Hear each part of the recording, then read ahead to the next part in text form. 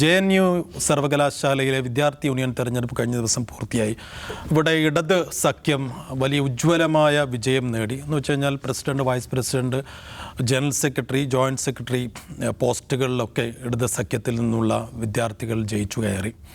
അപ്പോൾ നമുക്കറിയാവുന്നതുപോലെ തന്നെ ദേശീയ രാഷ്ട്രീയത്തിലും സാമൂഹികാവസ്ഥയിലും വലിയ ചലനങ്ങളൊക്കെ ഉണ്ടാകുമ്പോൾ അതിൻ്റെ ഏറ്റവും വലിയ പ്രതിഫലനങ്ങൾ ഉണ്ടാകുന്നൊരിടം കൂടിയാണ് JNU. ആ നിലക്ക് ഈ ലോക്സഭാ തെരഞ്ഞെടുപ്പിന് മുന്നോടിയായി JNU സർവകലാശാലയിൽ ഇടത് സഖ്യം വലിയൊരു ജയം നേടുമ്പോൾ അതിനെങ്ങനെ കാണണം, അതിന് മറ്റൊരർത്ഥത്തിൽ എന്തെങ്കിലും പ്രസക്തി ഉണ്ടോ, എന്തെങ്കിലും സൂചനകൾ നൽകുന്നുണ്ടോ എന്നുള്ള കാര്യം കൂടി സംസാരിക്കുകയാണ് അവസാനമായി നമ്മൾ. നിഷാദ്, ഒരു നല്ല ജയം അവിടെ ഐസയുടെയും SFIയും AISFും ഒക്കെ വലിയൊരു ജയം നേടി. അപ്പോൾ ഈ ലോക്സഭാ ഇലക്ഷനിലേക്ക് എന്തെങ്കിലും ഒരു സൂചനകൾ അവിടെ നിന്ന് കാണേണ്ടതുണ്ടോ നമ്മൾ? അല്ല, JNUവിലുണ്ടായിട്ടുള്ള തെരഞ്ഞെടുപ്പ് ഫലം ഇന്ത്യയിലെ മൊത്തം വികാരത്തിൻ്റെ പ്രതിഫലനമാണെന്നും പറയാനൊന്നും പറ്റില്ല. JNUവിൻ്റെ ഒരു ചരിത്രവും അതിൻ്റെ ഒരു തെരഞ്ഞെടുപ്പ് ഫലങ്ങളുടെ ചരിത്രമൊക്കെ നമുക്ക് നന്നായി അറിയാം. പക്ഷെ ഇത്തവണ ലെഫ്റ്റിൻ്റെ വിജയം എന്തുമാത്രം പ്രസക്തമാകുന്നുള്ള ക്വസ്റ്റിന് കണ്ടെത്തുന്ന ആൻസറുകളിലാണ് അതിൻ്റെ പ്രസക്തി, അതിൻ്റെ സംഗതി കിടക്കുന്നത്. എന്ന് വെച്ചാൽ ഇപ്പോൾ JNUവിനെ സംബന്ധിച്ച് അതിൻ്റെ ടോട്ടൽ സിസ്റ്റം RSS വൽക്കരിക്കപ്പെട്ടതിന് ശേഷം നടക്കുന്ന ഒരു തെരഞ്ഞെടുപ്പിലുണ്ടായ ഇടതുപക്ഷത്തിൻ്റെ വിജയം അല്ലെങ്കിൽ പ്രതിപക്ഷ സഖ്യത്തിൻ്റെ വിജയം എന്ന നിലയ്ക്കുള്ള പ്രസക്തി ഇതിനുണ്ട്. എന്ന് വെച്ചാൽ അതിൻ്റെ അഡ്മിനിസ്ട്രേഷൻ സംവിധാനങ്ങളാകെ തന്നെ RSS വൽക്കരിക്കപ്പെട്ടു. അധ്യാപകരിൽ നല്ല വിഭാഗം മനുഷ്യർ RSS പക്ഷപാതികളായി മാറിക്കഴിഞ്ഞതിന് ശേഷമുള്ള തെരഞ്ഞെടുപ്പാണ്. എന്ന് വെച്ചാൽ നിയമനങ്ങളെല്ലാം പ്രധാനപ്പെട്ട കീ പോസ്റ്റുകളിലെയും നിയമനങ്ങളെല്ലാം സംഘവുമായി ബന്ധപ്പെട്ട ആളുകളെ മാത്രം നിയമിക്കുന്ന പ്രവണതയാണ് ഇപ്പോൾ അവിടെ കണ്ടുകൊണ്ടിരിക്കുന്നത്. എന്ന് വെച്ചാൽ അവരുടെ ദൈനംദിന അഡ്മിനിസ്ട്രേഷൻ മുതൽ തെരഞ്ഞെടുപ്പ് നടത്തിപ്പിലടക്കം പോലും RSSൻ്റെ താല്പര്യങ്ങളാണ് കടന്നു വന്നുകൊണ്ടേയിരിക്കുന്നത്. അതിനുശേഷം നടക്കുന്ന ഒരു തെരഞ്ഞെടുപ്പിൽ അതിനൊട്ടും കീഴ്പ്പെടാതെ അവിടുത്തെ വിദ്യാർത്ഥികൾ RSS വിരുദ്ധ പക്ഷത്തിന് വോട്ട് ചെയ്തു എന്നതിലാണ് ഏറ്റവും വലിയ പ്രസക്തി. ഇപ്പോൾ ഞാൻ പറഞ്ഞില്ലേ, അതായത് ഈ സിസ്റ്റത്തെ ഉപയോഗിച്ചുകൊണ്ട് എങ്ങനെ തെരഞ്ഞെടുപ്പിനെ അട്ടിമറിക്കാം, പ്രതിപക്ഷത്തെ എങ്ങനെ ദുർബലപ്പെടുത്താമെന്ന കാഴ്ച പുറത്തു മാത്രമല്ല ക്യാമ്പസിനകത്തും നമ്മൾ കണ്ടു. അവരുടെ ജനറൽ സെക്രട്ടറി സ്ഥാനാർത്ഥിയെ ഏറ്റവും അവസാനം ഹൈക്കോടതി പോലും തീരുമാനമെടുക്കാത്ത ഒരു കേസിനകത്ത് പറഞ്ഞ് എന്ത് ചെയ്തു, അങ്ങോട്ട് അയോഗ്യനാക്കി. അവസാന മൊമെൻറ്റിലാണ് ബാപ്സയെ പിന്തുണയ്ക്കാമെന്ന് SFI അടക്കം തീരുമാനിക്കുന്നത്. വളരെ കുറച്ച് സമയം മാത്രം, ആ ഇലക്ഷൻ നടക്കാൻ 5-6 മണിക്കൂറുകൾ മാത്രം ശേഷിക്കും മുമ്പെടുക്കുന്ന തീരുമാനമാണ്. ആ ആശയക്കുഴപ്പത്തിന് നടുവിലും ഒരു ക്വസ്റ്റ്യനും ഇല്ലാതെ വിദ്യാർത്ഥികളാകമാനം രണ്ടാമത് തിരഞ്ഞെടുത്ത സ്ഥാനാർത്ഥിക്ക് വോട്ട് ചെയ്യുകയും ഏറ്റവും കൂടുതൽ വോട്ട് തേടി ആ സ്ഥാനാർത്ഥി വിജയിക്കുകയും ചെയ്യുന്നു. എന്ന് വെച്ചാൽ എന്താണ്, ഒരു കാരണവശാലും അപ്പുറത്തുള്ളവർ വിജയിക്കാൻ പാടില്ല എന്ന് തീരുമാനമെടുത്തു വിദ്യാർത്ഥികളെന്നാണ് ഏറ്റവും പ്രസക്തമായ സംഗതി. ഒന്ന് ആലോചിച്ച് നോക്കണം, ഈ തെരഞ്ഞെടുപ്പിൽ ABVP സഖ്യം തൂത്തുവാരാൻ പോവുകയാണെന്ന് ദേശീയ മാധ്യമങ്ങൾ ഈ തെരഞ്ഞെടുപ്പിന് തൊട്ട് മുമ്പേ എൻ്റെ അഭിപ്രായ സർവേ പോലെ വലിയ തോതിൽ വെണ്ടയ്ക്കാൻ നിർത്തിയിരുന്നു. റിസൾട്ട് വന്നു തുടങ്ങിയപ്പം ഇടത് നക്സൽ സഖ്യത്തെ തകർത്ത് വീഴ്ത്തിയിരിക്കുന്നു ABVP എന്ന് പറഞ്ഞ് ഹിന്ദി, ഇംഗ്ലീഷ് ചാനലുകളിൽ വാർത്ത വന്നുകൊണ്ടേയിരുന്നു. ഫൈനലി പ്രധാനപ്പെട്ട ഈ പോസ്റ്റുകളെല്ലാം ലെഫ്റ്റാണ് വിജയിച്ചെന്നായപ്പോൾ വാർത്ത അവർ മുക്കിക്കളഞ്ഞു. പക്ഷേ ഇതൊന്നും തിരുത്തു കൊടുക്കാനും തയ്യാറായില്ല. അങ്ങനെ ഒരു ആംബിയൻസിനകത്ത് നിന്നാണ് ഇത് സംഭവിച്ചതെന്ന് ഓർക്കണം. JNUവിൻ്റെ ഈ സമീപകാല ചരിത്രം എടുത്ത് നോക്കിയാൽ അവിടെ RSS ചെയ്തുകൊണ്ടിരുന്ന ഒന്ന്, അഡ്മിനിസ്ട്രേഷൻ ഉപയോഗിച്ചുകൊണ്ട് അധികാരം പിടിക്കുക, രണ്ട്, നിരന്തരമായ ആളുകളെ മതത്തിൻ്റെ പേരിൽ വിഭജിക്കുക, ക്യാമ്പസിനകത്ത് പച്ചയ്ക്ക് ഇസ്ലാമോഫോബിയ പറയുക, ആളുകളെ മതപരമായി ഭിന്നിപ്പിക്കാനുള്ള വലിയ പരിശ്രമം നടത്തുക, രണ്ട്, വയലൻസ് ഉണ്ടാക്കി ഭയങ്കരമായ ആളുകളെ ഭയപ്പെടുത്തുക. ഇപ്പോൾ 2022 രാമനവമിയുമായി ബന്ധപ്പെട്ട സംഘർഷം നമുക്ക് ഓർമ്മയുണ്ട്. ആ സംഘർഷത്തിൻ്റെ തുടക്കം JNUവിനകത്ത് നിന്നാണ്. JNUവിനകത്ത് ABVPക്കാർ നടത്തിയ ഒരു ആരതിയോ പൂജയോ മറ്റോ SFIക്കാരടക്കമുള്ള ലെഫ്റ്റുകൾ തടസ്സപ്പെടുത്തി എന്നൊരു കുപ്രചരണം അഴിച്ചുവിട്ട് സംഘർഷം ഉണ്ടാക്കി. അവിടെ ആളുകളുടെ തലപൊട്ടി ചോര കളിക്കുന്ന ദൃശ്യം നമുക്ക് ഓർമ്മയുണ്ട്. മുൻ പ്രസിഡന്റ് ഐഷ ഘോഷിൻ്റെ തലപൊട്ടിയ ഇമേജ് നമുക്ക് ഓർമ്മയുണ്ട്.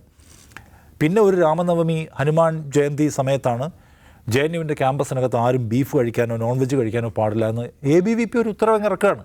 ആ ഉത്തരവ് ഇറക്കിയിട്ട് അതിൻ്റെ പേരിൽ ഇവർ സംഘർഷം ഉണ്ടാക്കുകയാണ്, കണ്ണി കണ്ടതൊക്കെ അടിച്ചു പൊട്ടിക്കുകയാണ്.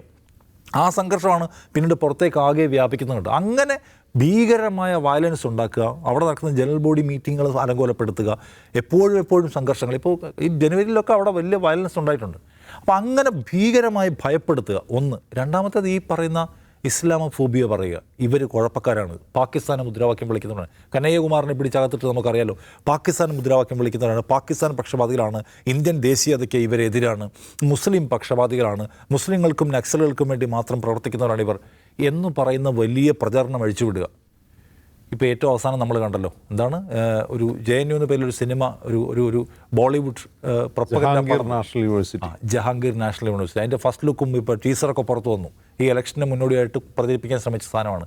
അപ്പോൾ ഈ കുപ്രചരണങ്ങളെ, ഈ വിഭജനത്തെ, ഈ ഭയപ്പെടുത്തലിനെ ഇതെല്ലാം നീറി നിൽക്കുന്ന ഒരു സന്ദർഭത്തിൽ ഇന്ത്യയിലെ വിദ്യാർത്ഥി വിഭാഗങ്ങളിലെ ഒരു പ്രധാനപ്പെട്ട വിഭാഗം ഒരു ABVPക്ക് അല്ലെങ്കിൽ RSSന് സംഘിൻ്റെ ഇപ്പുറത്ത് നിൽക്കുന്ന ഒരു ഗ്രൂപ്പ് ഓഫ് ആളുകളെ വിജയിപ്പിക്കാൻ തീരുമാനിക്കുന്നു എന്ന് പറയുന്നത് വളരെ ശുഭകരമായിട്ടുള്ള ഒരു കാര്യമാണ്.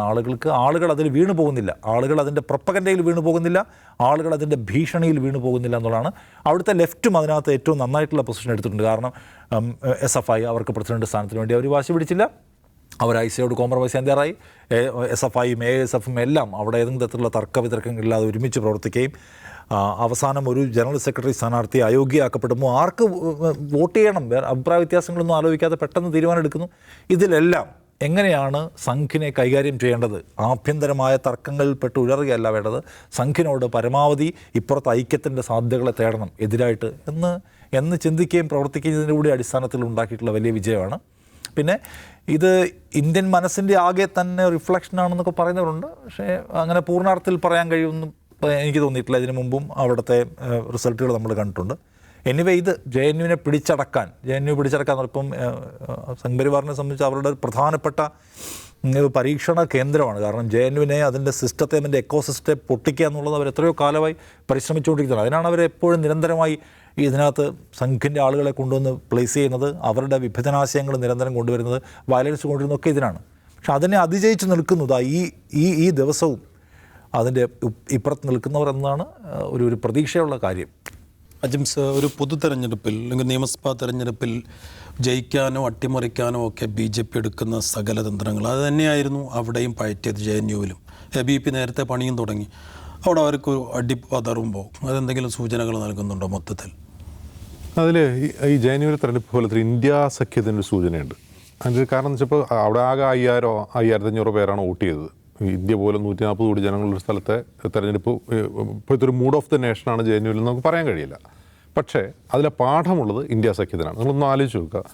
ഈ ലെഫ്റ്റ് സഖ്യത്തിലുണ്ടായിരുന്ന പാർട്ടികൾ, ഒന്ന് ISA, മറ്റൊന്ന് SFI, AISF, DSF. ഇതിൽ ഈ DSF, ഡെമോക്രാറ്റിക് സ്റ്റുഡൻസ് ഫെഡറേഷൻ എന്ന് പറഞ്ഞാൽ മുമ്പ് SFIയിൽ നിന്ന് വിഘടിച്ച് പോയൊരു വിഭാഗമാണ്. പണ്ട് പ്രണാബ് മുഖർജിക്ക് CPM പിന്തുണ, പ്രസിഡന്റ് സ്ഥാനത്തേക്ക് പിന്തുണ നൽകാൻ തീരുമാനിച്ചപ്പോൾ JNUവിലെ SFI ഘടകം അതിനെതിരെ നിലപാട് സ്വീകരിക്കുകയും അവിടുത്തെ SFI ഘടകത്തെ CPM പിരിച്ചുവിടുകയും ചെയ്തു. അങ്ങനെ പിളർന്നുണ്ടായ ഒരു സംഘടനയാണ് DSF. അപ്പോൾ ISAയുടെ രാഷ്ട്രീയ പശ്ചാത്തലം നമുക്കറിയാം, AISF അറിയാം. പിന്നെ അവിടെയുള്ള മറ്റൊരു സംഘടന എന്ന് പറയുന്നത് ബാപ്സ എന്ന് പറയുന്ന സംഘടനയാണ്.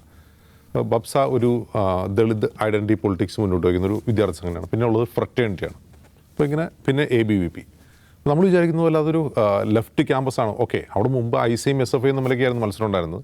ഇപ്പം ശരിക്കും എന്താണ്, ഇപ്പോൾ ഈ പറയുന്ന ലെഫ്റ്റ് സഖ്യവും ABVPയും തമ്മിലാണ് മത്സരം. നമ്മളത് മനസ്സിലാക്കണം. മുമ്പ് എന്താണ്, ഇന്ത്യയിൽ കോൺഗ്രസും ജനതാ പാർട്ടിയും തമ്മിലാണ് മത്സരം, ഇപ്പോൾ കോൺഗ്രസും BJP തമ്മിലാണ് മത്സരം എന്ന് പറയുന്നത് പോലെ ഇവരെല്ലാം ഇന്ത്യ സഖ്യം എങ്ങനെ ഒരുമിച്ച് കൂടിയോ അതുപോലെ ഈ ലെഫ്റ്റ് സഖ്യം ഒരുമിച്ച് കൂടിയിരിക്കുകയാണ് ABVPക്കെതിരെ. അപ്പോൾ എത്രമാത്രം ക്രൂഷ്യലാണ് ഈ തെരഞ്ഞെടുപ്പ് എന്ന് മനസ്സിലാക്കണം.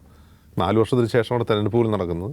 അപ്പോൾ ഇവരെല്ലാം ഒരു സഖ്യമായി നിൽക്കുന്നു. ബാപ്സയും ഫ്രറ്റേണിറ്റിയും വേറെ നിൽക്കുന്നു, അതുകൂടാതെ ABVPയും നിൽക്കുന്നു.